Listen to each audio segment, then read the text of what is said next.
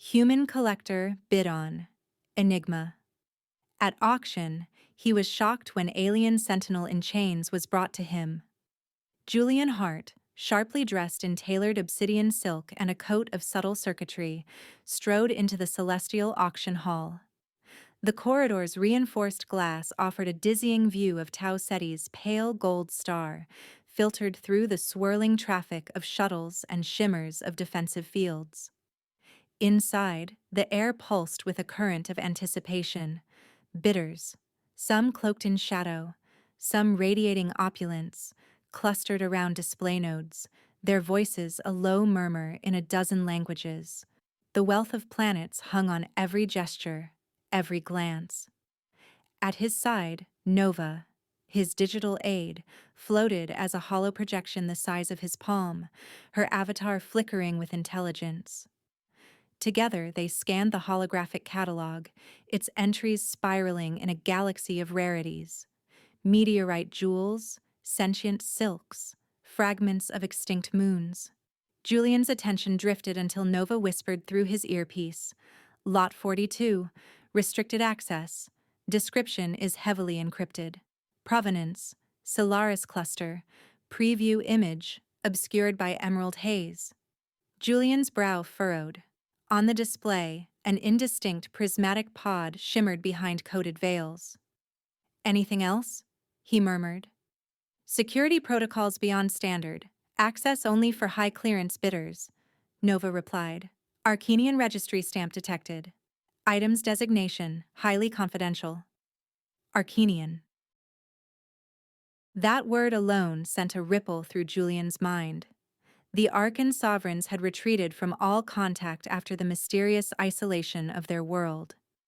Anything from Arcan was myth, legend, and likely priceless. Julian felt his curiosity sharpen into a collector's thrill. "Flag lot 42, prioritize for live bidding," he instructed.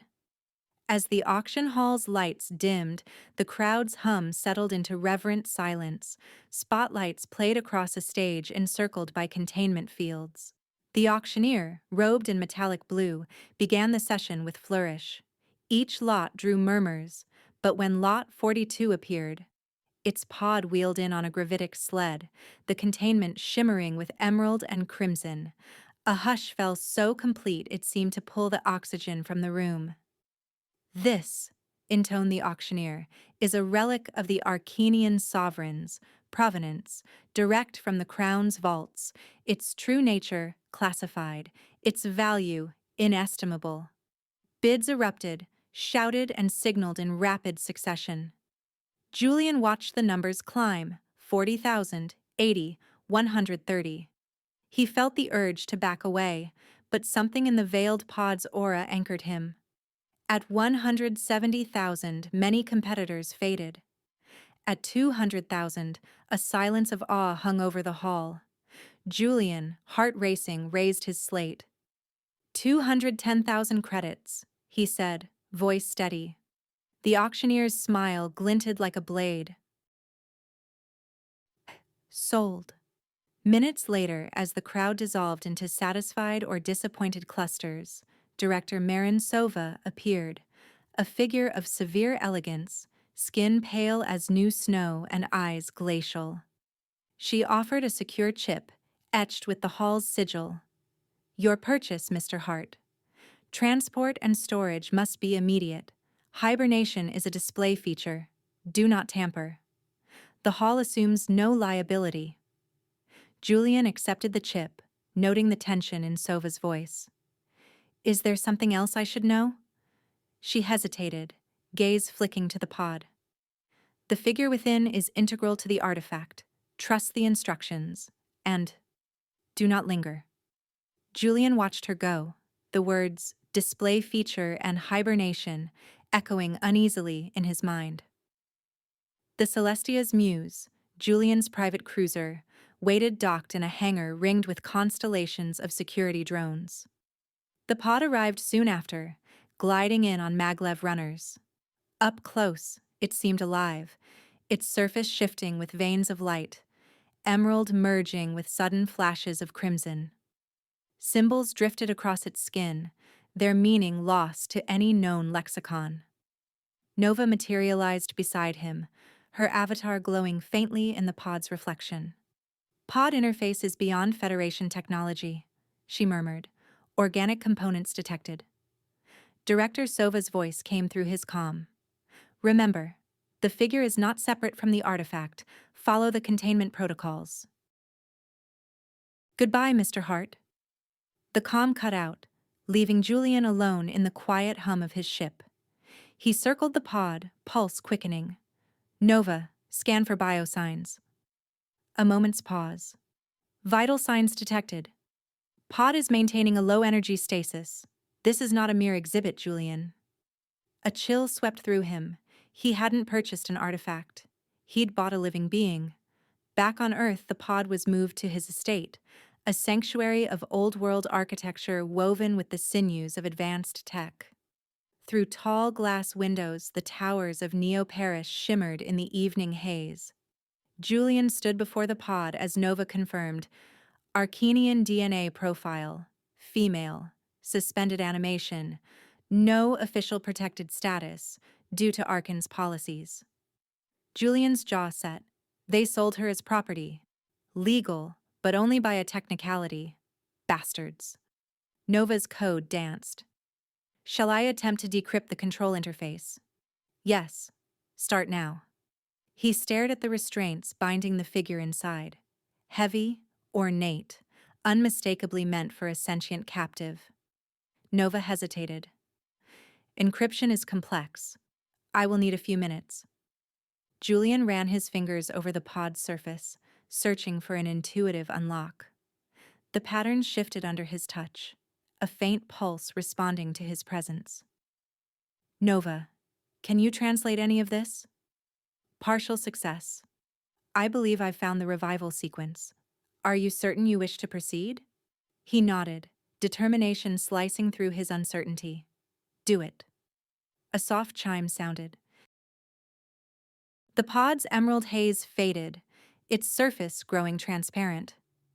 Within, the alien woman was revealed, her skin a flawless emerald, as if carved from living jade, her hair a crimson cascade that shimmered with hidden fire, her features regal, fierce, and haunted. Chains wound around her wrists and ankles, heavy with runes. As the stasis field ebbed, her eyes snapped open, dark, bottomless, instantly alert.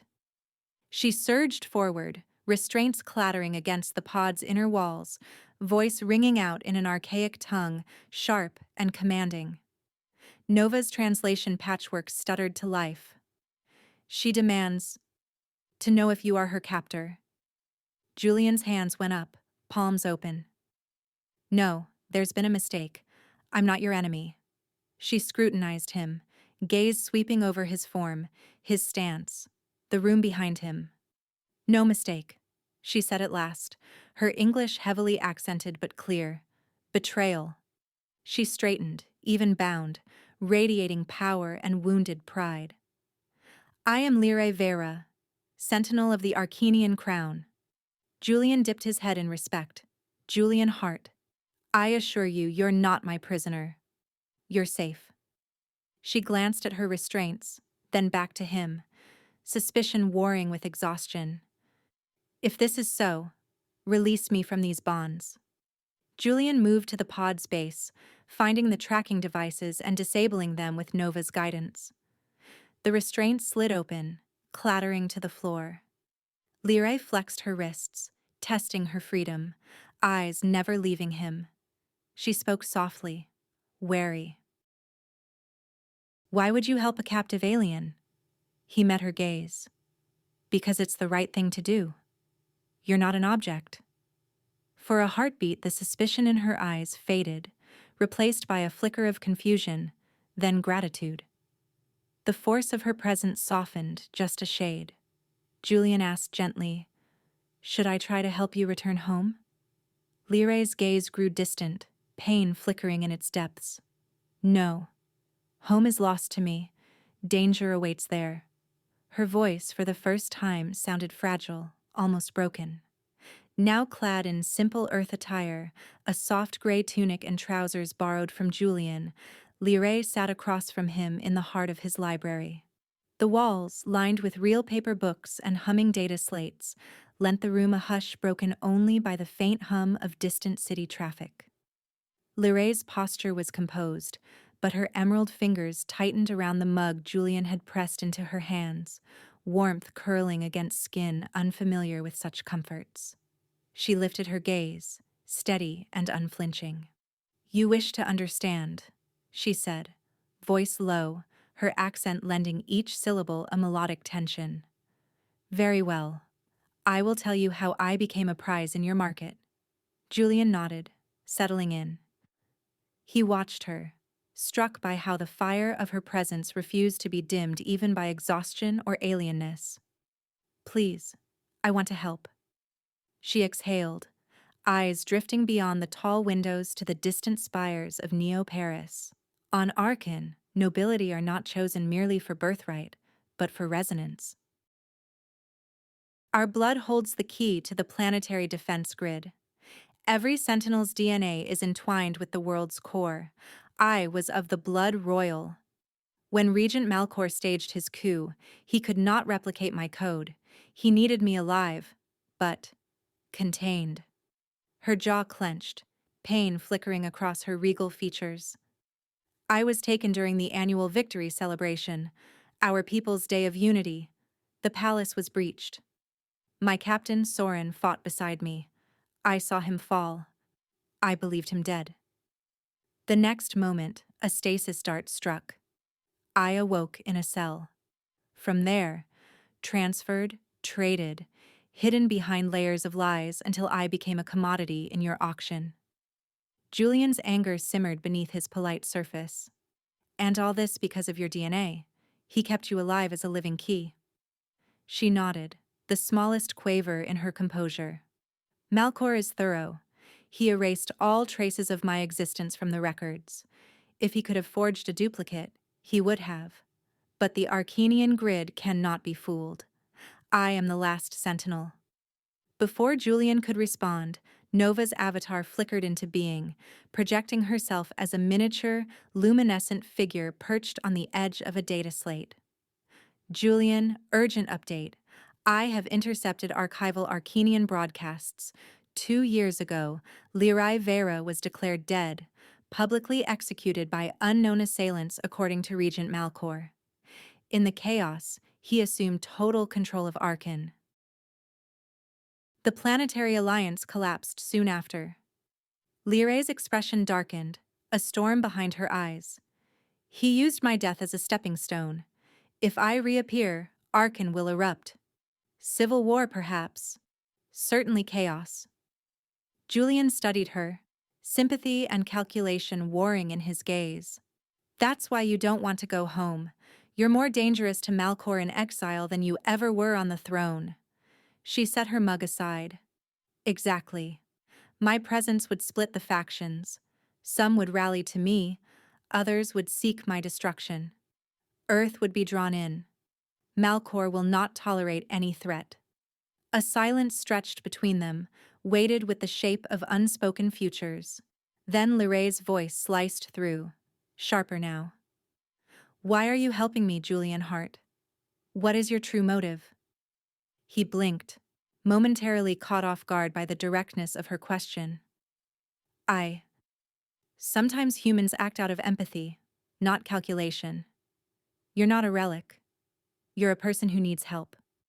Lyrae tilted her head, studying him with an intensity that left him exposed. "Empathy. That is rare, even among my own.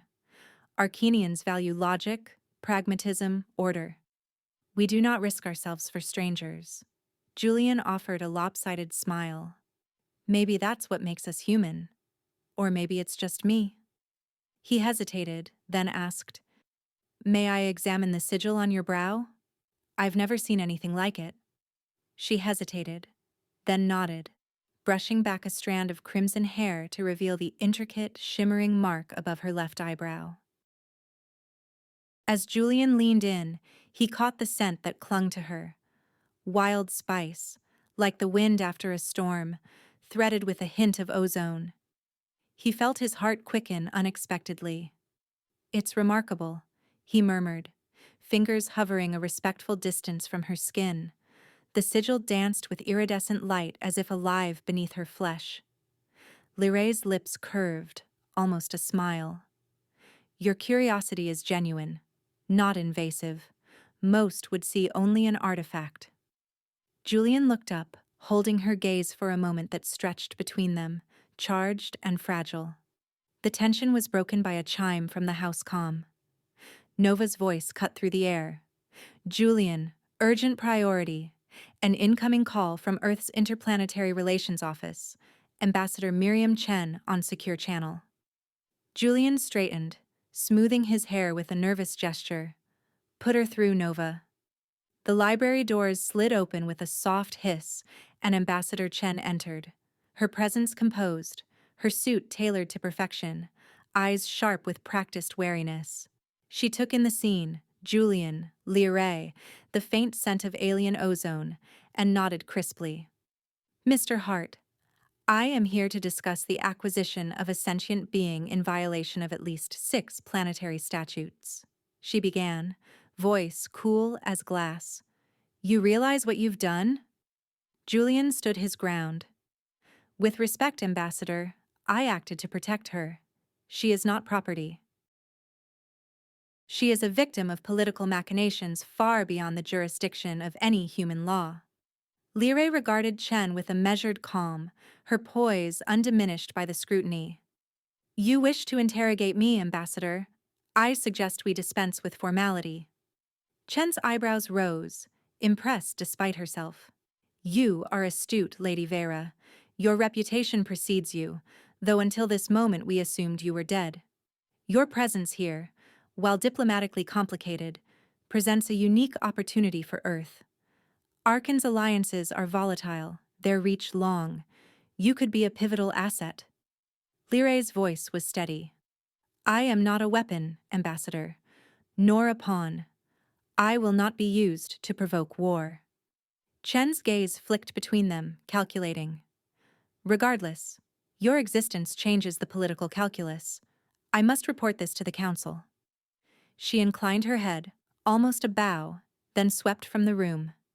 The door slid shut, the silence that followed thick with implication. Liray turned to Julian, her stance softer, something new in her eyes, gratitude and a glimmer of intrigue. "You stood up for me, risked your own standing, your future," she said quietly. He tried to shrug it off, but she reached out, her emerald fingers cool and electric as they brushed his cheek. "Arcanians value loyalty above all else. It is not given lightly." Julian's breath caught. The distance between them shrank, the air taut with possibility. Liray's eyes searched his, her voice a whisper. "You are trembling, Julian Hart.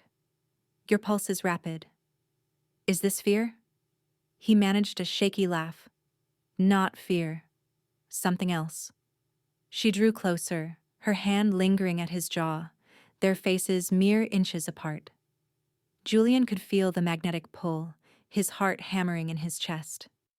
Her lips parted, inviting, his own breath mingling with hers. The moment balanced, suspended on a knife edge. Nova's voice, sharp as a blade, shattered the spell. "Security breach in progress. Multiple heat signatures on the outer perimeter. Armed drones inbound." The library's windows flickered with red warning glyphs. Julian's instincts snapped to attention. He lunged for the control panel, activating the estate's defensive systems. "Those aren't government. Their tech signature is off-book." Liray's face hardened, the Sentinel reborn. "Malcor's hunters have found me." Julian grabbed her hand, urgency burning in his eyes. "We need to disappear. Now." Fleeing beneath the cover of dusk, Julian's stealth craft soared above the tangled city lights, engines whisper quiet against the growing threat behind them. Inside the cockpit, starlight flickered over Liray's emerald skin, her eyes fixed on the receding horizon, every muscle taut with unspent adrenaline. Julian's hands danced across the controls, the ship responding as if it shared his urgency. Nova's avatar shimmered on the dashboard, lines of code chasing each other in frantic sequence. Security perimeter clear. Tracking signatures have dropped, but we must assume pursuit is imminent. Julian didn't look away from the viewport. Plot course for the fallback hangar, Nova. Full stealth protocols. Liray's gaze cut to him, her tone edged with suspicion. You had a fallback? You anticipated this? He allowed himself a wry smile. In my line of work, caution is survival. I keep options open. As the landscape below shifted from cityscape to jagged, snow-streaked mountains, tension simmered between them. Liray leaned forward, voice low. The auction house. Celestial Hall. This was no ordinary transaction. Someone wanted me kept alive, but out of sight. Julian's expression darkened. I'm working on it. He nodded to Nova. Dig deeper, Nova. I want everything on Director Sova and her contacts now. Nova's avatar pulsed, accessing encrypted channels. Stand by. For long moments, only the hum of the craft filled the air. Then, Director Sova communicated with a local authority just before the auction. The files are heavily redacted, but I've cross-referenced the signals. Julian, you were handpicked. Your security and reputation made you the perfect intermediary. Liray's sale was never meant to be final. You were to hold her until the true buyer could collect. Liray's lips curled with disdain. So I was a shipment. And you, my unwitting jailer. Julian's jaw tightened. They underestimated both of us. The craft banked sharply, descending toward a narrow valley veiled by swirling mist. Concealed within a sheer rock face, a camouflaged hangar door irised open, admitting the ship. As the stealth craft powered down, silence settled. A heavy, expectant hush. The mountain pressed in around them, a fortress against the world. Julian led the way through dimly lit tunnels carved from ancient stone. The air was cool, laced with the scent of machinery and mineral dust.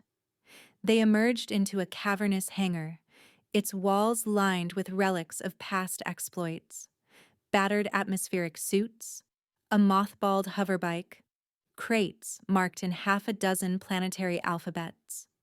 In the center, shrouded beneath a tarp, stood an old atmospheric shuttle, sleek lines marred by patches and scars, unregistered, its transponder dark. Liray's eyes widened. You expected to need an escape plan? Julian shrugged, peeling the tarp away. Let's just say I prefer to be prepared. Off-grid, no registration, no network trace. It's not comfortable, but it flies. She stepped inside, running a hand along the shuttle's battered bulkhead. Her poise softened, the Sentinel's steel giving way to exhaustion. Your world is full of shadows, Julian Hart. He offered a weary smile. The shadows keep us alive. Later, in the cramped quarters of the shuttle, Liray sat on the edge of a narrow bunk, her defenses finally slipping.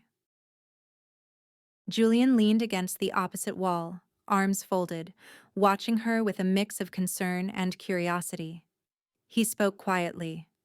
You're the true heir, aren't you? Not just a symbol. The living key. Liray's gaze flickered, then she nodded. My genetic code is the failsafe. The planetary shield recognizes only my resonance. Malcor could not kill me outright, not without risking Arkan's collapse, so he made me disappear. Alive, but powerless. Julian's voice was gentle. Why didn't you tell me? Her eyes dropped, lashes trembling. Everyone who knows becomes a target. Malcor's hunters never sleep. I did not want you to see me as a burden. He crossed the small space, kneeling before her. Gently, he cupped her face, thumb tracing the iridescent sigil on her brow. I see you differently, Liray. Not for the reasons you fear. A silence hung between them, charged and vulnerable. Liray's hand came to rest atop his, her fingers cool and strong. For a fleeting moment, the outside world fell away. The shuttle's lights dimmed abruptly, sensors pulsing crimson. Nova's voice chimed with urgent clarity. Incoming vessel detected. One occupant, human. No hostile signatures. Its commander Elias Monroe. Julian stood, tension rippling through him. Elias is an old friend. I trust him. Mostly. The hatch cycled open. Elias entered, his broad-shouldered frame dwarfing the narrow corridor, face grim beneath 3 days' stubble. He scanned the room, taking in Lyray's presence with a keen, appraising eye. Julian, Elias began, voice low. You're hard to find these days. Julian managed a tight smile. That's the idea. What brings Earth intelligence to my doorstep? Elias's gaze lingered on Lyray, then shifted to Julian. Arkan's situation just became a planetary priority. Malcor's alliances are mobilizing fleets near the rim. If he consolidates, Earth loses its last buffer in the sector. I'm here because you're harboring the one person who could change everything. Lyray rose to her full height, regal despite her borrowed clothes. Then you understand my value, Commander Monroe. Elias nodded. I understand you're the only one Malcor fears. Earth's council wants to open lines of negotiation, perhaps even support a restoration if it secures our interests. Lyray met his gaze, unflinching. Help me reclaim my throne. In return, Arkan will grant Earth privileged access, resources, technology, mutual defense. You have my word as Sentinel. Elias's expression softened. I'll relay that. But you both need to disappear until the timing's right. There are eyes everywhere. He clasped Julian's shoulder. Stay alive, both of you. With that, Elias departed, leaving the hatch to cycle shut behind him, the tension draining from the air. Julian exhaled, turning to Lyray. Well, that was subtle. She gave a faint, ironic smile. Your world negotiates with words. On Arkan, we negotiate with blood. He closed the gap between them, concern and longing written plainly on his face. We should rest. Tomorrow, we plan. Lyray's eyes softened, her voice low and intimate. There's something we should resolve before we continue. She stepped close enough that he could feel the electric charge between them, her hand coming to rest lightly on his chest. Julian's breath caught as she tilted her face up, searching his eyes for any trace of hesitation. Lyray, he began, but she silenced him with a gentle, tentative kiss. The first brush of her lips was feather-light, hesitant, as if she feared the consequences. But when Julian responded, his hands rising to cradle her jaw, the kiss deepened. Urgent, searching, a mingling of worlds as different as starlight and shadow. Her skin tingled beneath his touch, energy crackling where they connected. The strange metallic spice of her filled his senses, and for a moment, there was only the two of them. Exiles, fugitives, souls on the edge of everything. She drew back, breathless but smiling, her eyes bright with both mischief and sincerity. We are compatible, she teased, her tone soft but charged with meaning. We'll decide what we become, if we survive. Julian smiled, his fears momentarily forgotten. Then let's make sure we do. Aboard the diplomatic vessel Aurora's Promise, Julian awoke each morning to the gentle thrum of engines and the sight of Lyray already at work, her silhouette lit by the golden wash of simulated dawn. They had slipped the boundaries of Earth's protection days ago, heading into the uncertain reaches of Arcanian space under diplomatic clearance, but the sense of safety was as fragile as glass. Their days became a rhythm of preparation, Lyray guiding Julian through the labyrinth of Arcanian etiquette and tradition. In the ship's sunlit holodeck, she demonstrated the formal bows and ritual greetings of her people. When he stumbled, she corrected him, her hands warm and lingering on his arms, her laughter low and musical. "No, not like that," she teased one afternoon, guiding his hand to rest over his heart. Arcanians bow from the waist, but the hand must be here, a sign of truth. He flushed, a little embarrassed, but returned her smile. "If I do this wrong, will they exile me to the outer moons?" She stepped closer, her voice dropping to a conspiratorial whisper. "Worse, they'll seat you with the council's poets. Endless recitations." She let her fingers trail down his sleeve, her touch both instructional and intimate. Their lessons drifted from the formal to the personal. Over quiet meals, Julian asked about her world.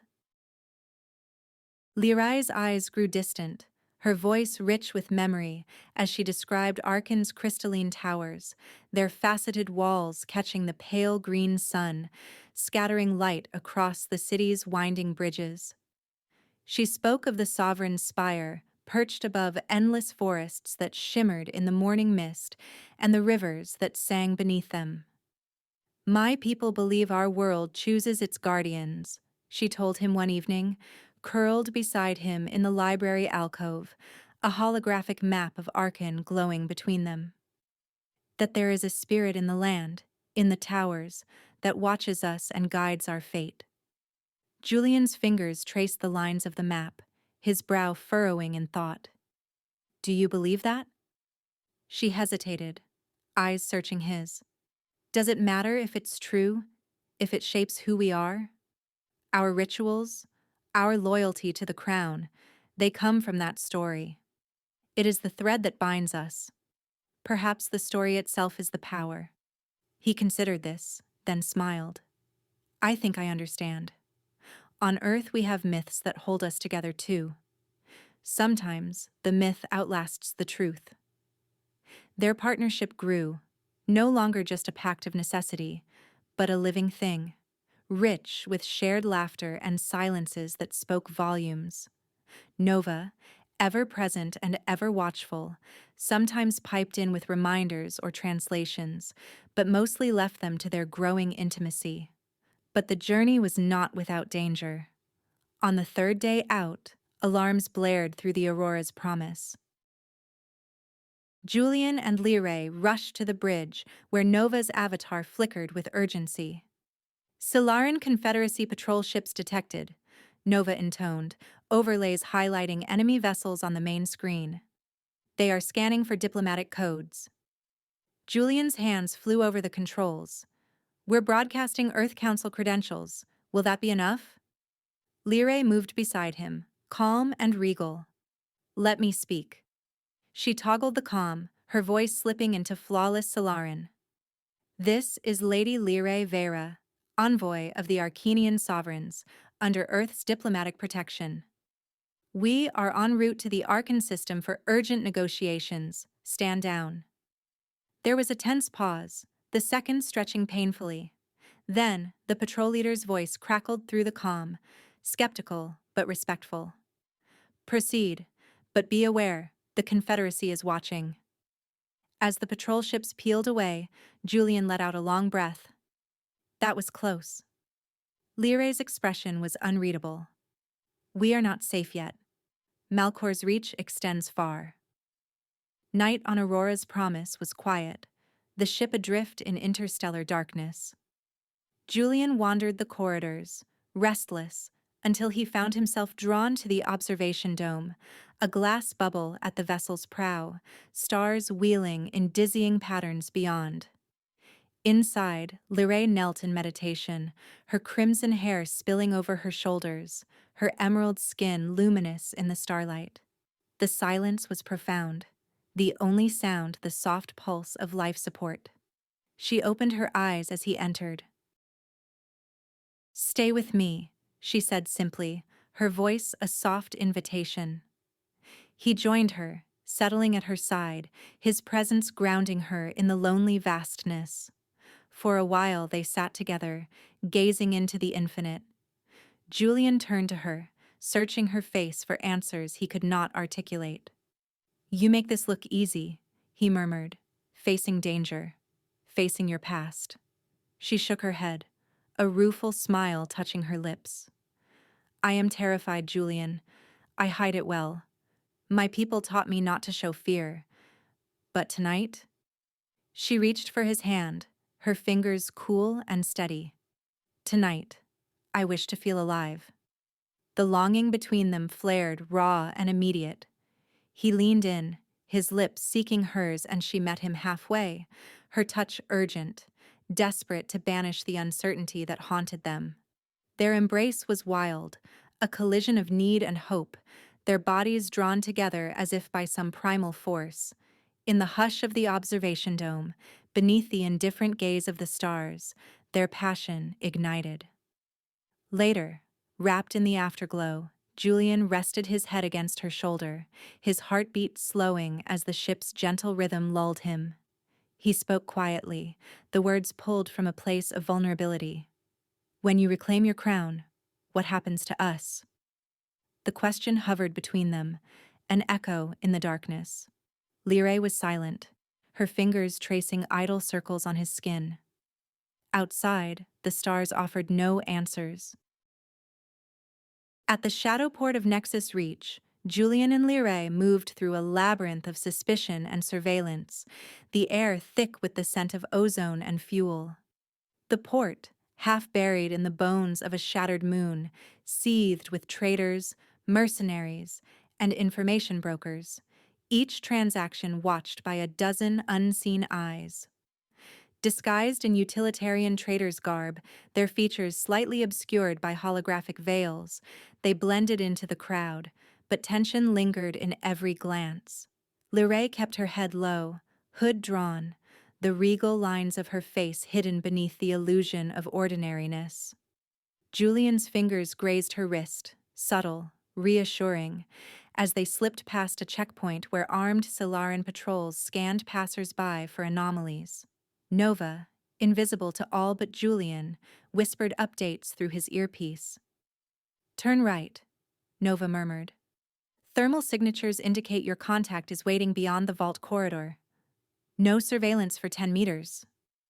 They ducked through a side passage, the walls pulsing with the hum of shield generators.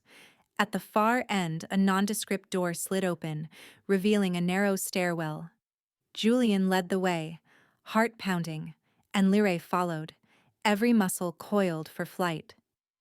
At the base of the stairs, a hidden chamber awaited, its walls etched with Arcanian runes, the air cool and heavy with incense. Two figures stood in the shadows. The taller, broad-shouldered and cloaked, stepped forward, face hard as stone. Beside him, an elder in ceremonial robes, eyes ageless and piercing. Lyrae hesitated, uncertainty flashing in her eyes. Then the tall man threw back his hood, and she gasped, her composure faltering. Soren, she breathed, I saw you fall. I mourned you. Captain Soren stepped into the light, scarred but very much alive. His voice was rough with emotion. I would have crossed every world to find you, my lady. The elder approached, bowing low. Elder Malus, at your service, Sentinel. We believed you lost. Malcor's broadcasts left little hope. Lyrae's shoulders straightened, her presence filling the room. I am here, and I am not alone. Their eyes turned to Julian, wary and appraising. Soren's hand hovered near his weapon. And this one, an off-worlder, brought to our most secret place? Julian met Soren's gaze without flinching. My name is Julian Hart. I came by accident at first, but I am here by choice. I can help you reclaim Arkan. Skepticism rippled through the chamber. Malus's voice was soft but cutting. How do we know you are not Malcor's pawn? Julian produced a compact device from his satchel, laying it on the table between them. This is a quantum disruptor, coded to the palace's security grid. It will bypass Malcor's countermeasures during the renewal ceremony. With Lyrae's genetic resonance, we can activate the planetary defense grid in her name, publicly and irrevocably. Soren's eyes narrowed, studying the device. If this works, it will put an end to Malcor's reign. But why trust you? Julian's answer was quiet, steady. Because I trust her. And I have risked everything for her freedom. A tense silence lingered, then Malus nodded once, slowly. So be it. You will assist us, but you remain under guard until the ceremony. Lyrae's hand found Julian's beneath the table, squeezing with reassurance. He is with me, she said, voice carrying the weight of command. That will be enough. As the plan crystallized, the Loyalists mapped out their moves. The renewal ceremony, held in 2 days, would draw Arkan's eyes to the sovereign's spire. While Malcor paraded before the people, Julian and Soren would infiltrate the palace's sublevels, disabling the shield dampeners with Julian's tech. Elder Malus would broadcast proof of Lyrae's survival to every city. In the central square, Lyrae would reveal herself, her presence alone enough to challenge Malcor's legitimacy. If they succeeded, the planetary grid would answer only to her, restoring Arkan's true line and severing Malcor's hold. That night, their quarters were humble. A single room carved into the station's inner ring, windowless and silent, save for the muffled hum of distant engines. The walls glowed faintly with embedded circuitry, throwing soft patterns across the tangled sheets of the narrow bed. Julian sat at the edge, unstrapping his boots, mind still racing with the day's revelations. Lyrae approached, shedding her outer cloak and sinking down beside him. Her hair, freed from its bindings, spilled over her shoulders, catching the blue light. He looked at her, worry creasing his brow. "My people don't trust you yet," he said, the admission raw. Lyrae smiled, tired but sure. "They will. Trust is not given lightly on Arkan. It is earned, through action, not words." She leaned into him, her head resting on his shoulder. "You have done more than most." He let out a shaky breath, the pressure of the coming storm pressing against his chest. "I keep thinking about what happens if this fails. If Malcor sees through our plan, or if your people turn on me." She silenced him with a gentle finger to his lips. "We do not fail, Julian Hart. Not now. Tomorrow you show them who you are. Tonight, you are mine." She entwined her fingers with his, the familiar gesture now rich with meaning. Their lips met, soft at first, then hungry, urgent. Each touch a promise, each caress an anchor against the uncertainty of what waited beyond the next sunrise. In that small room, their bodies found solace, skin to skin, hearts pounding in time. When sleep finally claimed her, Lyrae curled against him, breath warm against his neck. Julian watched her, the lines of her face now familiar, every alien feature cherished. He traced the curve of her brow, the delicate shimmer of her sigil, feeling the magnitude of the moment settle around him. He realized his fate had been sealed the moment he lifted his slate to bid at Celestial Hall, when he chose her, and she, in turn, chose him. Now, on the eve of rebellion, he found peace in the steady rhythm of her breathing, and in the knowledge that, whatever dawn might bring, he would not face it alone. Arkan's capital shimmered beneath the pale green sun, its crystalline towers casting jeweled shadows over the throngs that filled the streets. Festival banners streamed from every spire, their colors rippling in the perfumed air.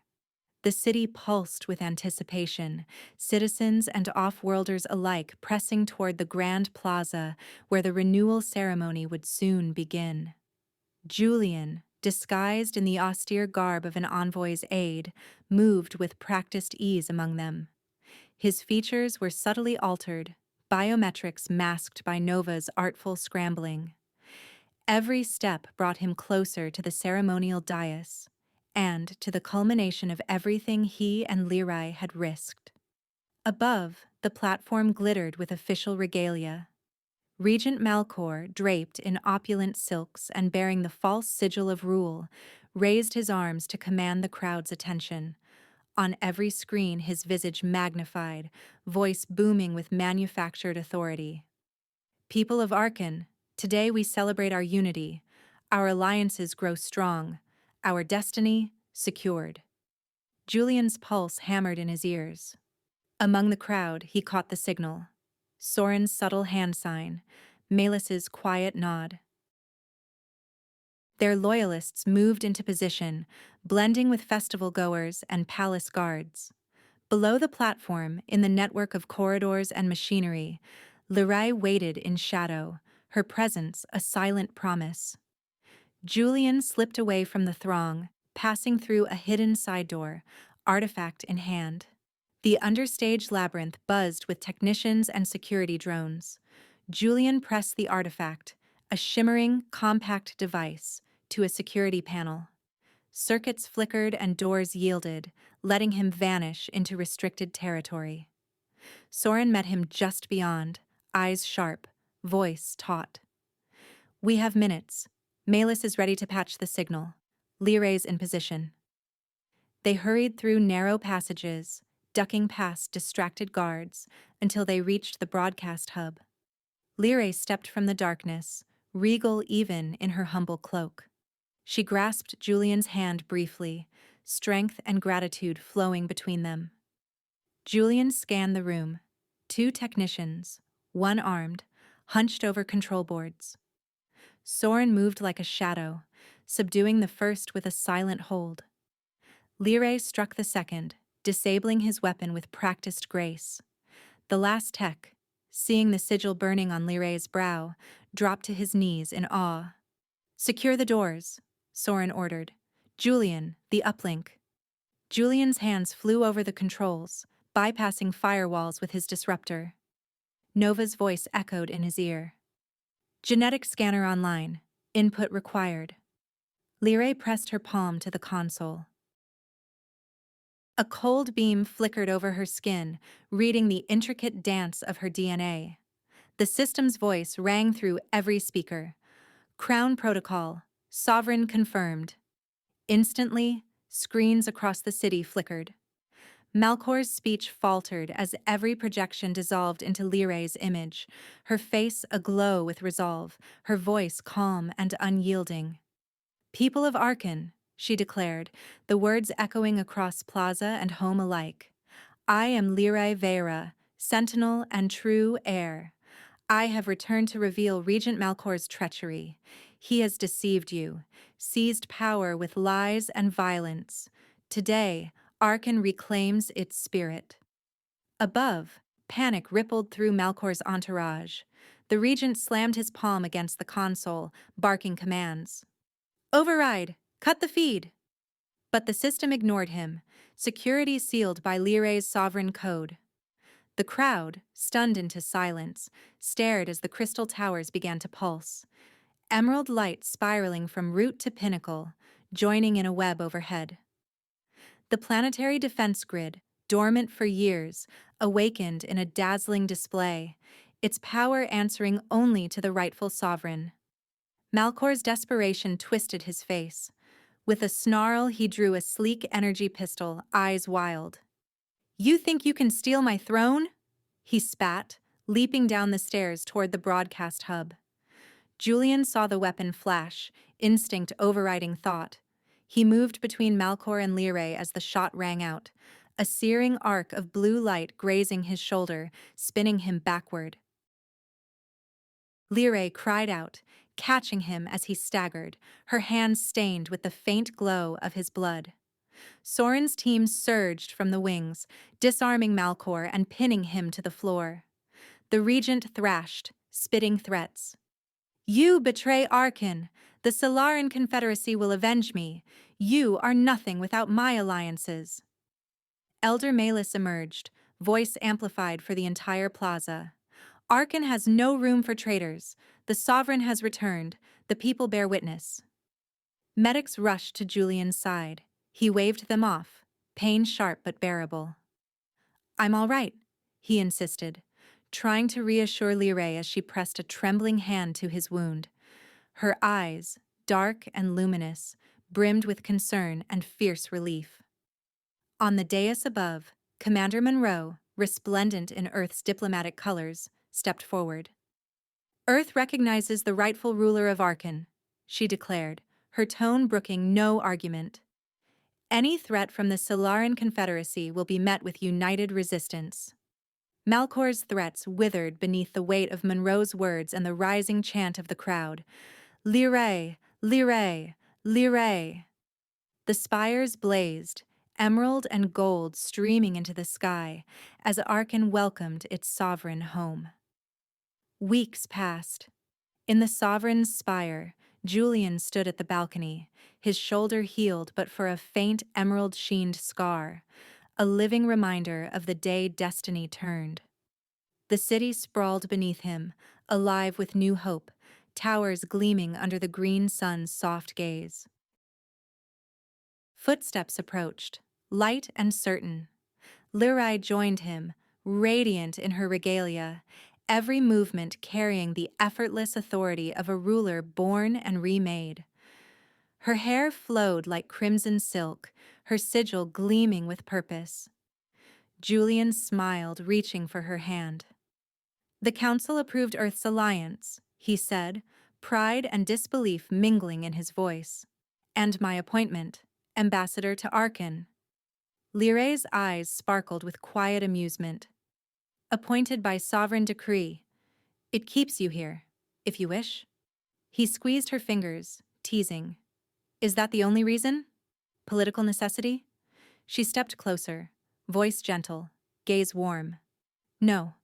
The sovereign's ambassador is also my consort, my partner, my equal. That is my decree, too." Julian drew her into his arms, pressing his forehead to hers. "I accept both roles, but I'll need more lessons. Arcanian custom is complicated." Her laughter was soft, full of promise. "We have all the time we need," she whispered, lips brushing his in a kiss both tender and electric. The city gleamed in the distance, crystal towers shining in approval. For the first time, Julian felt not like a stranger or a collector, but part of something enduring, a future built side by side with the sovereign he had freed, their fates forever entwined.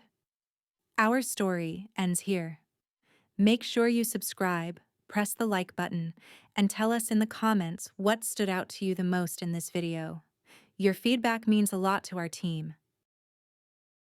You'll discover many more captivating stories on our channel. See you in the next one.